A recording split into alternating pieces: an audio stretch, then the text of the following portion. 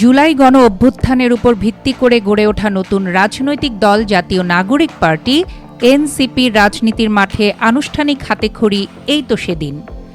এদিন নতুন দলের প্রধান নাহিদ ইসলাম তার বক্তব্যে অনেক কথাই বলেছেন, জানিয়ে আছে মিশ্র প্রতিক্রিয়া।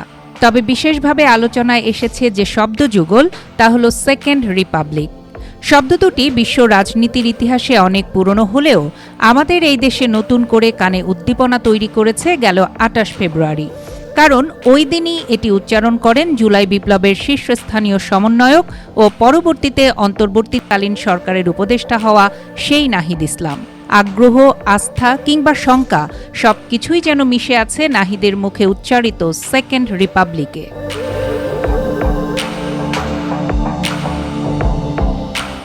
সেকেন্ড রিপাবলিক ধারণাটি ফ্রান্সের ইতিহাসের সঙ্গে ঘনিষ্ঠভাবে যুক্ত। পোল্যান্ড, কোস্টারিকা সহ আরও কয়েকটি দেশের ইতিহাসের সঙ্গেও মিশে আছে এটি। এমন এক রাজনৈতিক ধারণা যা বিভিন্ন দেশের প্রেক্ষাপটে বিভিন্ন অর্থে ব্যবহৃত হয়েছে। সার্বিকভাবে এমন ধারণায় কোনো দেশে পূর্ববর্তী শাসন ব্যবস্থার বদল ঘটিয়ে নতুন রাজনৈতিক বন্দোবস্ত বা শাসন কাঠামো গ্রহণ করাকে বোঝায়। বলা হয় বিপ্লব, অভ্যুত্থান সহ নানাভাবেই আসতে পারে এমন পরিবর্তন। উদাহরণ হিসেবে যদি বলি, ফ্রান্স একসময় রাজতন্ত্রের অধীন ছিল। ১৭৮৯ থেকে ১৭৯৯ সাল পর্যন্ত ফরাসি বিপ্লব চলে। এর মধ্য দিয়ে রাজতন্ত্রের পতন ঘটে। তবে বিপ্লব চলার মধ্যে ১৭৯২ সালে ফ্রান্সে প্রথম রিপাবলিক ঘোষণা করা হয়। ফ্রান্সে ১৮০৪ সাল পর্যন্ত প্রথম রিপাবলিক টিকেছিল। এরপর আবার রাজতন্ত্র শুরু হয়। এ পর্ব চলে ১৮৪৮ সাল পর্যন্ত। ওই বছর ফ্রান্সে দ্বিতীয় রিপাবলিক ঘোষণা করা হয়। এটি টিকেছিল ১৮৫২ সাল পর্যন্ত। সংক্ষিপ্ত সময়ের জন্য হলেও সেকেন্ড রিপাবলিক ফ্রান্সের ইতিহাসের একটি গুরুত্বপূর্ণ অধ্যায় হিসেবে বিবেচিত হয়।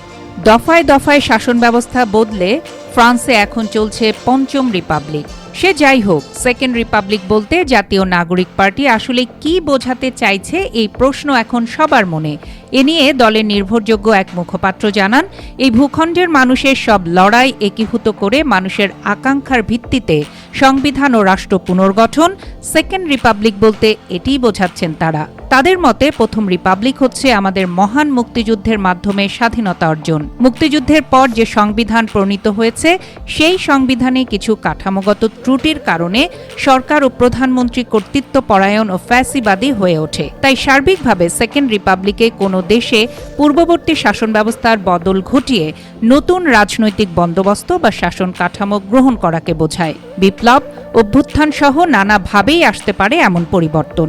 এনসিপি বলছে ফ্যাসিবাদকে সরাতে ২০০০ মানুষ শহীদ হয়েছেন। সেই জায়গা থেকে সংবিধানের কাঠামোটা এমনভাবে তৈরি করা প্রয়োজন যাতে কোনো দল ভবিষ্যতে ফ্যাসিবাদী হয়ে উঠতে না পারে।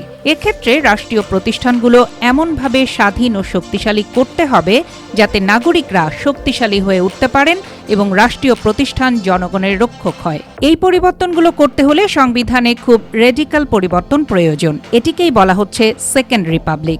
দলের তরফ থেকে বলা হয় এখন সংবিধান সংশোধন হয় মূল ভিত্তি ঠিক রেখে, কিন্তু সেকেন্ড রিপাবলিক হলে রিপাবলিকটাই হবে মূল ভিত্তি। সেটার উপর ভিত্তি করে সংবিধান পুনর্লিখনও হতে পারে। জুলাই গণ অভ্যুত্থানের পর গত বছরের ২২ অক্টোবর সেকেন্ড রিপাবলিক ধারণা প্রথম আলোচনায় এনেছিল বৈষম্য বিরোধী ছাত্র আন্দোলন ও জাতীয় নাগরিক কমিটি। সেদিন বিকেলে কেন্দ্রীয় শহীদ মিনারে ছাত্রলীগকে নিষিদ্ধ করা ও রাষ্ট্রপতির পদত্যাগের দাবিতে বিপ্লবী ছাত্র জনতার গণজমায়েত থেকে ৫ দফা দাবি জানানো হয়েছিল। সেটিরে একটি ছিল জুলাই বিপ্লবের স্পিরিটের আলোকে ২০২৪ পরবর্তী বাংলাদেশ বিনির্মাণে নতুন করে প্রোক্লেমেশন অব রিপাবলিক ঘোষণা এবং এর ভিত্তিতে দেশে বিদ্যমান গণতান্ত্রিক ক্রিয়াশীল রাজনৈতিক দলের মতের ভিত্তিতে দেশ পরিচালনা করা। এরপর ওই ৫ দফা নিয়ে বিভিন্ন রাজনৈতিক দলের সঙ্গে আলোচনা করেন বৈষম্য বিরোধী ছাত্র আন্দোলন ও জাতীয় নাগরিক কমিটির প্রতিনিধিরা। শেষ পর্যন্ত দলগুলোর কাছ থেকে এসব দাবির ব্যাপারে সরাসরি ইতিবাচক সাড়া না পেয়ে সেকেন্ড রিপাবলিকের ধারণাটি পরে আর সেভাবে সামনে আসেনি। যদিও জুলাই অভ্যুত্থানের নেতাদের কেউ কেউ বিচ্ছিন্নভাবে বিভিন্ন সময় এ বিষয়ে কথা বলেছেন।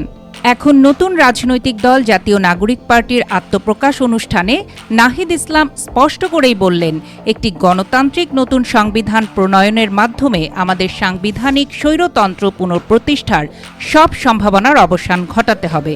আবার সেকেন্ড রিপাবলিক প্রতিষ্ঠার জন্য গণপরিষদ নির্বাচনের মাধ্যমে একটি নতুন সংবিধান প্রণয়ন আমাদের অন্যতম প্রাথমিক লক্ষ্য।